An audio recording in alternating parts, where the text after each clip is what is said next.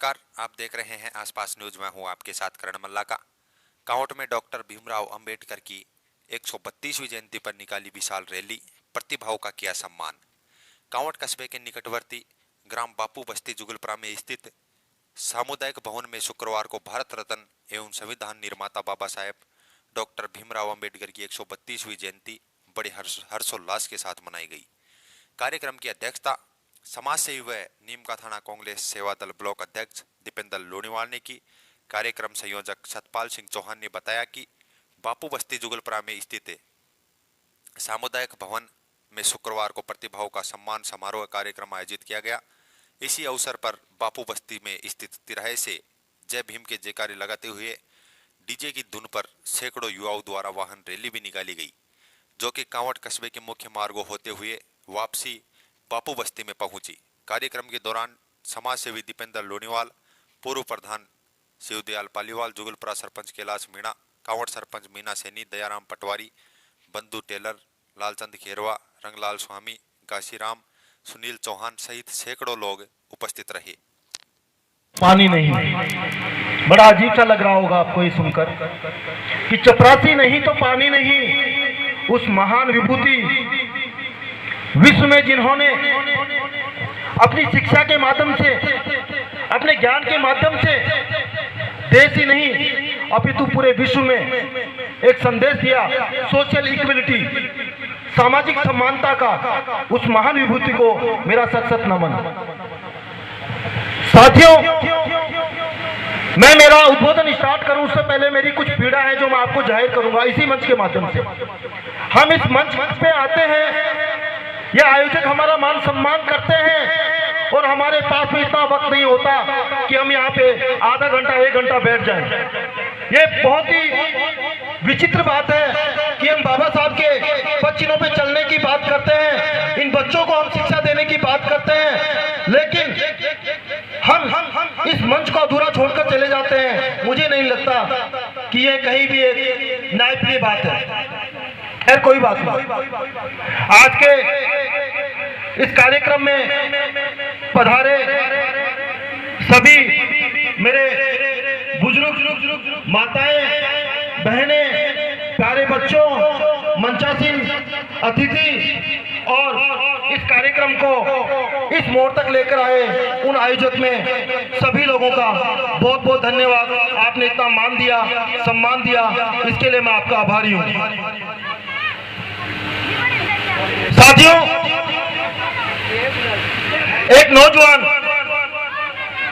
एक पानी की बूंद अगर समुद्र में मिल जाए, एक पानी की बूंद अगर समुद्र में मिल जाए तो अपना अस्तित्व खो देती है, लेकिन एक महान नौजवान ने कहा कि उस पानी की बूंद की तरह नहीं कि अपना अस्तित्व खो दे।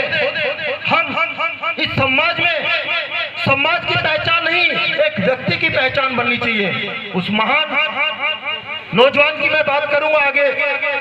साथियों, बताऊंगा कि एक ऐसे परिवार से जन्म लेने वाले, जहां पे पढ़ाई की बात करना तो बहुत बड़ी बात थी,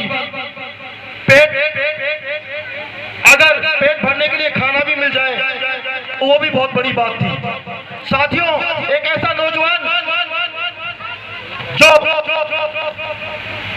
पढ़ाई के लिए, किताबों के लिए जिसने संघर्ष किया, जिसको भरपेट खाना नहीं मिला, मैं उसी नौजवान की एक छोटी सी कहानी बताता हूं। साथियों, पढ़ने के लिए रात दिन लाइब्रेरी में अपना सबसे ज्यादा वक्त बिताने वाला नौजवान चाहता था कि मैं विदेश में पढ़ाई करूं, लेकिन विदेश में पढ़ाई करने के लिए पैसा चाहिए, महंगी किताबें चाहिए। तो किसी दोस्तों की किताबें लेकर के पढ़ने वाले नौजवान को किसी दोस्त ने कहा कि जूनागढ़ के महाराजा अच्छी शिक्षा प्राप्त करने वाले, अच्छे अंकों से पास करने वालों को अपनी तरफ से पढ़ाई करवाते हैं विदेशों में।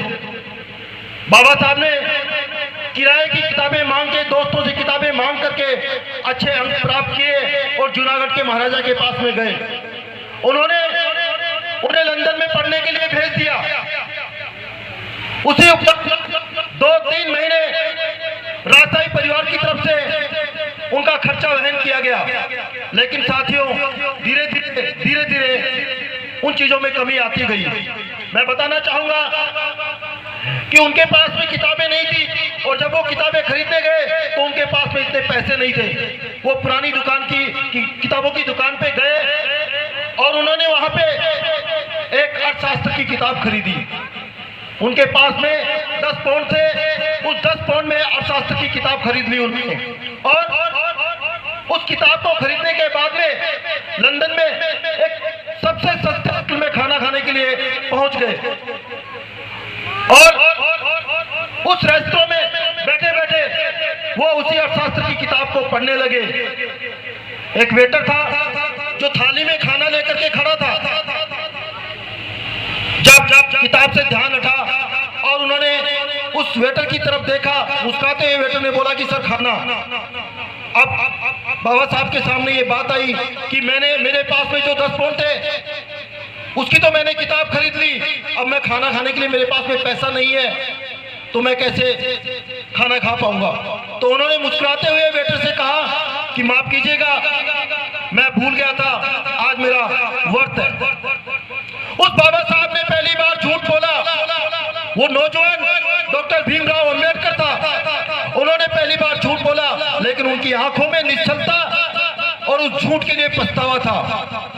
साथियों, विषम परिस्थितियां हो सकती हैं, विषम परिस्थितियां हो सकती हैं, लेकिन अगर आपका लक्ष्य है तो आपको महान बनने से कोई देश की कोई भी परिस्थिति या आपके परिवार की कोई परिस्थिति, आपकी गरीबी अमीरी, कोई भी आपको रोक नहीं सकती। अगर आपने ठान लिया कि मुझे ये करना है। मुझे नहीं लगता कि उस जमाने में जब चपरासी नहीं आता था तो बाबा साहब को पानी नहीं मिलता था और वो दिन भर प्यासे रहते थे। उस जमाने में 32 डिग्रियां लेकर के जिन्होंने विश्व में अपना नाम रोशन किया, आज के हिंदुस्तान में आज ये बच्चे बैठे हैं, मीडियम परिवारों की बच्चे की बात कर लो। उस जमाने में जो महाराजाओं को जो सुविधाएं मिलती थी, वो सामान्य आदमी को सुविधाएं मिल रही है। दूसरी बात, इसी समाज में इक्वलिटी की बात करते हैं, लेकिन जो बड़े बड़े पदों पे चले जाते हैं, जो आईएएस बन जाते हैं, आईपीएस बन जाते हैं, इसी संविधान को आड़ में, इसी बाबा साहब के अधिकारों की वजह से। लेकिन विडंबना की बात है कि जब वो आईएएस बनते हैं, आईपीएस बनते हैं, तो गांव में स्वामणी करते हैं, गांव में स्वामणी करते हैं। एक गाड़ी खरीद के लाएंगे तो मंदिर में पूजा करवाने के लिए लेके जाएंगे, लेकिन वो संविधान की बात नहीं करेंगे। वो भूल जाएंगे कि मैं आज ये सब कुछ हूं उसी संविधान की वजह से। साथियों, आज पढ़ाई को लेकर के अभी एक भाई साहब कह रहे थे, मैं उनका नाम भूल गया, कि एनजीओ, बहुत सारी संस्थाएं ऐसी हैं जो आपको शिक्षा के लिए आपकी मदद करती हैं। तो मैं चाहूंगा कि ऐसी जो संस्थाएं हैं, बहुत सारी संस्थाओं को मैं भी जानता हूं, तो उन बच्चों को प्रॉपर शिक्षा मिल पाए जिनके परिवार ईंट भट्टों पे जाते हैं, मजदूरी करते हैं, दिहाड़ी मजदूरी है, उन उन बातों को, उन संस्थाओं के नाम को और उस संस्थाएं क्या मदद कर सकती है, ये बात पहुंचाने का काम भी उन संस्था के जो प्रतिनिधि हैं उनको करना होगा। मेरे अग्रज बड़े भाई भुवनेश मीणा जी भातवाड़ी, उन्होंने बहुत सारी बातें करी और मैं उनकी सारी बातों से सहमत हूं। मुझे ये कहने में कोई संकोच नहीं होगा क्योंकि मैं भुगत भोगी हूं।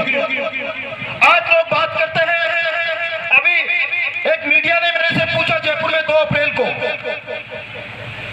कि आप आरक्षण का विरोध करते हैं, अगर दूसरे समाज को आरक्षण मिल जाए तो आप उसका विरोध करते हैं।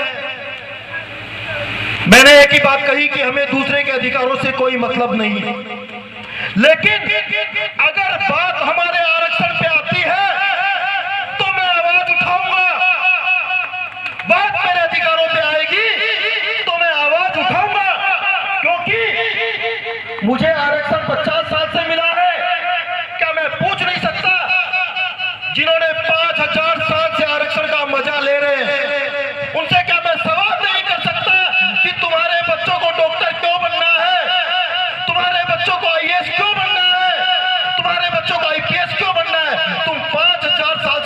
मजा ले रहे हो। अरे हमें 50 साल से आरक्षण मिला है, वो बर्दाश्त नहीं हो रहा आपसे। मंदिर में घंटा आप बजाएंगे, मैं कहता हूं खुले मन से, मुझे कोई संकोच नहीं है, लेकिन आज मेरे आरक्षण से सबको तकलीफ है। क्यों तकलीफ है भाई? मैं भुगत भोगी हूं। मेरी बड़ी सिस्टर एक गांव में सेवा करने के लिए मेडिकल में जाती है, नागौर के जायल तहसील में, उसको किराए का मकान नहीं मिलता है। मैं इसी 21वीं सदी की बात कर रहा हूं, मैं बाबा साहब के जमाने की बात नहीं कर रहा हूं। उसको किराए का मकान नहीं मिलता। सरपंच और बहुत सारे जो गांव के प्रतिनिधि ये बात करते हैं कि ये जो लड़की है ये मेघवाल समाज से आती है, और वही लड़की उस समाज, उस पूरे गांव को दवा दारू देने के लिए जाती है, बीमार आदमी की सेवा करने के लिए जाती है, और किराए का मकान नहीं मिलता है। साथियों, मैं बताना चाहूंगा आपको, एक ऐसा मकान जिसमें चूना चल रहा है, जैसे कोई गांव में कोई अछूत होता है, बाहर से आता है और उसको गांव के बाहर कोई मकान किराए पे दे दिया जाता है, ऐसा मकान किराए पे दिया गया। तो मैं क्यों ना बात करूं, क्यों ना मेरे अधिकारों की बात करूं, क्यों ना मैं मेरे आरक्षण की बात करूं। साथियों, इस बात में कोई संकोच नहीं होना चाहिए आप लोगों को। इसलिए जब भी बात संविधान की आती है, आज आप देख रहे हैं हिंदुस्तान में लोग कहते हैं, मैं किसी राजनीतिक पार्टी की बात नहीं करता हूं, लेकिन इस बात को कहने में भी हर्ज नहीं करता कि जो लोग कहते हैं कि 56 इंच का सीना, मैं उनसे पूछना चाहता हूं कि आज जो SC ST वर्ग है, जिसके दम पे आप 56 इंच का सीना बना लेते हैं और फिर उसी के साथ में मिलकर के आप हिंदू और मुस्लिम का गीत गाते हैं, ये कहां तक जायज है? आज देश कहां पहुंच गया? हम बात कर रहे हैं 21वीं सदी की, बात कर रहे हैं हम अलग अलग भारत में, आज हमारे पास नहीं है। अरे बात उसको करो, उस बात को करो, उसको सच्चाई के पटल पे लेके आओ और अपने दिल और दिमाग को संतुलन करके ये बात कहो कि हम इक्वलिटी की बात करते हैं। साथियों, अभी 2 अप्रैल को, अभी खैरवा साहब चले गए, बल्कि जाना नहीं चाहिए। मैं कहना चाहूंगा कि 2 अप्रैल को जयपुर में महापंचायत के माध्यम से क्या गलत कहा? अगर किसी को MLA MP बना दिया गया, हमारे समाज ने चुन करके उसको MLA बना दिया, उसको MP बना दिया, ताकि वो हमारी आवाज को संसद में उठा सके, विधानसभा में उठा सके। लेकिन जब वही आदमी मंच पे आकर के उसी आम आदमी की तरह बात करता है कि हमें ऐसा करना होगा, हमें ऐसा करना होगा, लेकिन उन लोगों से आप पूछिए कि आपने विधानसभा में कितनी बार आवाज उठाई? उन लोगों से पूछिए आप कि हमने तो हमारा फर्ज अदा कर दिया। और फर्ज क्या है साथियों? फर्ज यही तो है ना, हम चुन करके हमारे बीच में से किसी आदमी को संसद और विधानसभा में भेज दें ताकि वो हमारी आवाज बन सके। क्या मैं गलत कह रहा हूं? अगर विधानसभा में वो आदमी बोल नहीं सकता, संसद में हमारी आवाज उठा नहीं सकता, तो फिर दोबारा से चुनाव के टाइम पर आकर के हमसे सहमति लेने की कोशिश करते हैं। नहीं साथियों, हमें ऐसे आदमी को चुनना चाहिए जिस, मैं बताऊंगा कि उसी 2 अप्रैल को एक ऐसे महानुभाव आए जिन्होंने राज्यसभा का पद भी त्याग कर दिया इस समाज के लिए। मैं उनको सैल्यूट करता हूं, मैं उनको सैल्यूट करता हूं, क्योंकि उनके पास में 2 ही रास्ते थे, या तो राज्यसभा का सदस्य बन जाओ या फिर आप निष्कासित हो जाओ। उन्होंने क्या कहा कि राज्यसभा के पद का लालच नहीं है, मैं इस समाज की जब सेवा करूंगा तो मुझे उससे भी बड़ा सम्मान मिलेगा। मैं उस महान विभूति को नमन करता हूं, एक वाल्मीकि समाज से वहां पर आए थे। मैं उन लोगों को आदर्श मानता हूं जिन्होंने अपना पूरा जीवन इस समाज के लिए त्याग में लगा दिया।